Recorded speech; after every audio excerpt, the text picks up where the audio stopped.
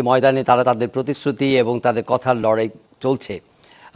বিভিন্নভাবে আমরা নানা ধরনের বিতর্কের দেখতে পাচ্ছি।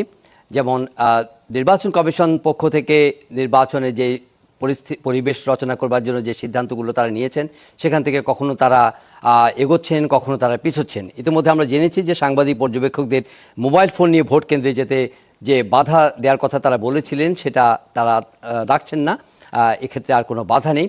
তবে দলগুলো তাদের নির্বাচনের যে শেষ মুহূর্তে যে বক্তব্য, বিবৃতি, জাতির উদ্দেশ্যে ভাষণ, তাই সেই সব ক্ষেত্রে তারা তাদের অবস্থানগুলো পরিষ্কার করার চেষ্টা করছেন। কিন্তু সব মিলিয়ে এই নির্বাচনটি কেমন হবে, কোন দল জনগণের মন জয় করতে সমর্থ হবে এবং তাদের যে বক্তব্য, তাদের যে প্রতিশ্রুতি, তাদের যে অবস্থান, তাদের যে আগামীর বাংলাদেশ রচনার যে বাস্তব যে বক্তব্য, বিবৃতি, সেগুলো নিয়ে আসলে নানা ধরনের আলোচনা চলছে চারপাশে।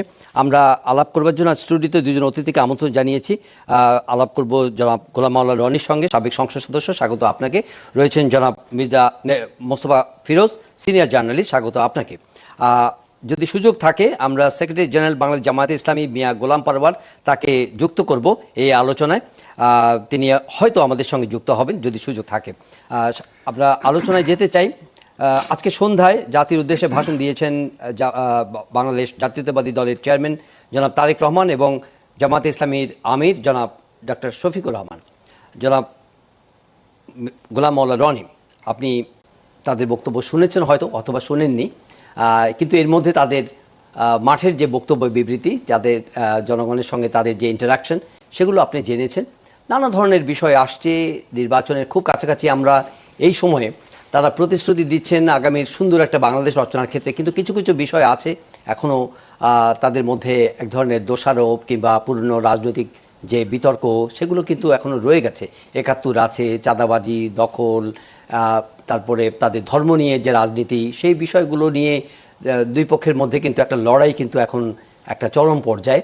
কারণ ভোটের মাঠ, স্বাভাবিকভাবেই এটা নিয়ে অস্বাভাবিক কোনো চিত্র নেই।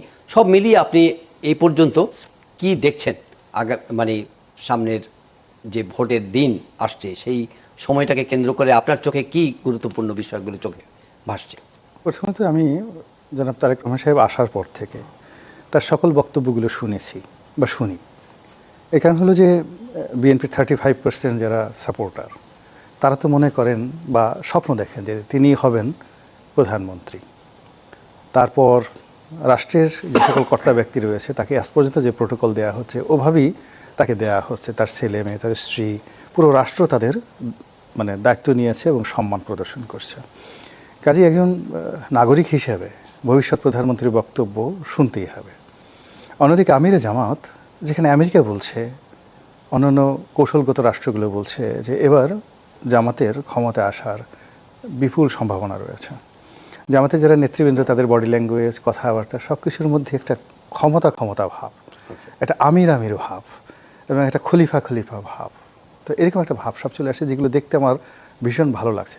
এই কারণ হলো যে দুর্ভাগ্য হোক, সৌভাগ্য হোক, আমিরে জামাত কিংবা জনাব তারেক রহমান সাহেব দুজনের সঙ্গে আমার ব্যক্তিগত সম্পর্ক বিভিন্ন সময় ভালো ছিল, এখনও হয়তো আছে। তো আপনার প্রিয়জন, ডানে হইলেও আমার, বামে হইলেও আমার, আমিরে জামাত যদি দেশের প্রধানমন্ত্রী হন আমার ভালো লাগবে, তারেক রহমান সাহেব হলেও ভালো লাগবে। এই জন্য আমি দেখি, তাদের দুজনকে দেখি, খুব মজা করে দেখি। কিন্তু অবাক করার ব্যাপার হলো যে আমি দুজনের কারোর মধ্যে কোনো স্বস্তির লক্ষণ দেখি না। আমরা তাদেরকে প্রধানমন্ত্রী বানিয়ে লাফাচ্ছি, কিন্তু তাদের দুজনের মধ্যে কোনো শান্তি দেখতে পাচ্ছি না। তাদের শরীরের সঙ্গে তাদের মুখের কথা, ঠোঁটের সঙ্গে চোখের সম্মিলন, চোখের সঙ্গে যে চোয়াল, এই চোয়ালের যে সম্মিলন, একটা আছে না সৃষ্টি সুখের উল্লাসে। যখন আপনি কোনো কিছু সৃষ্টি করবেন তখন আপনার দেহ মনে একটা পুরো কাজ করে যাবে, উল্লাস কাজ করে যাবে। তো ওইরকম দুজনের কারোর মধ্যেই আমি কোনো উল্লাস দেখতে পাই না। তাদের কাউকে দেখে মনে হয় না যে অ্যাসার্টিভ কোনো কিছু রয়েছে, এবং তারা কনসিস্টেন্সি, যেটাকে বলা ইংরেজিতে, ধারাবাহিকভাবে তাদের যে বক্তব্য, চিন্তা চেতনা, তারা গত 17 মাসে স্বাভাবিক রাখতে পেরেছেন এবং আগামী 17 মাস তারা এই ধারাবাহিকতা বজায় রাখবেন।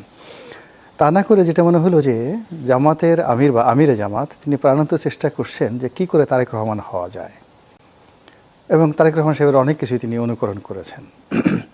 চেয়ারে বসা, ব্যাগ টানা, তারপরে শেষে খুব স্বাভাবিক হওয়া, যেমন তিনি চিত হয়ে মঞ্চের উপর শুয়ে পড়েছেন বিছানার উপরে একটা শীতল পাটির উপর, আমার ভীষণ ভালো লেগেছে। এত মানে একজন প্রধানমন্ত্রী প্রকাশ্য মঞ্চে শীতল পাটির উপরে চিত হয়ে শুয়ে পড়েছেন, এই দৃশ্য আমি না দেখলে আমার চোখে বিশ্বাস করতে পারতাম না যে কি আগেকার দিনে হযরত উমর বা অন্যান্য যারা ছিলেন তারা খুব স্বাভাবিক জীবনযাপন করতেন। আমাদের আমিরে জামাত এভাবে সে কৃতজ্ঞতা প্রকাশ করতে পারে যে একজন ভক্ত তাকে একটা শীতল পাটি দিয়েছেন, তাকে সম্মান জানানোর জন্য তিনি চিত হয়ে শুয়ে পড়েছেন। আবার তারেক রহমান সাহেব তিনি আমিরে জামাতের মতো করে আরবি বলার চেষ্টা করছেন, তারপর কোরআনের কথা বলছেন, হাদিসের কথা বলছেন, মা ফাতেমার কথা বলছেন, আয়েশা সিদ্দিকা রাদিয়াল্লাহু তাআলা আনহার কথা বলছেন, বদরের যুদ্ধের কথা বলছেন। তো এই যে একজন আরেকজন হওয়ার চেষ্টা, এটা মানে রাজনীতিতে কুলক্ষণ, অশনি সংকেত। রাজার যে নীতি থাকবে সেটা হলো যে সে সবার চেয়ে ব্যতিক্রম।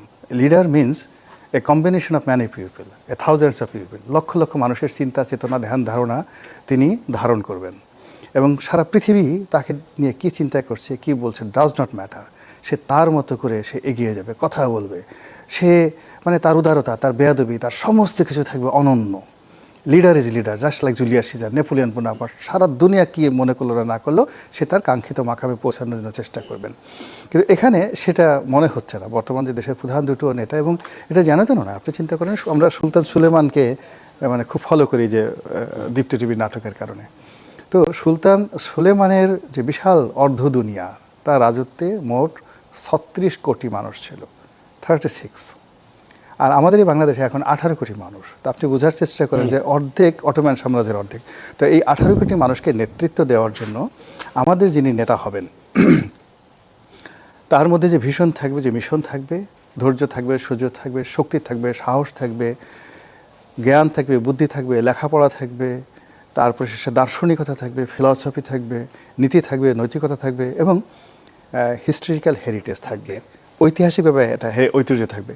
দুর্ভাগ্যজনক হলো যে দেশের প্রধান দুইজন নেতার এমন একটা ইতিহাস আপনি বর্ণনা করতে পারবেন না, না শিক্ষা, না দীক্ষা, না পরিবার, না লিগেসি, না ড্রেস কোড, মানে অনুকরণ করবো আমি নেতাকে। ওকে, তো যার জন্য কেমন যেন মনে হচ্ছে সবাই নাচছে কিন্তু আমিও নাচছি কিন্তু আনন্দ নেই। ওকে, জনাব মুস্তাফিজুর পরিষ্কার কিন্তু বলেছেন যে আসলে যদি আমি মানে হয়তো ইংরেজি শব্দটা যদি প্রয়োগ করি, যে কনভিকশনের অভাব আছে।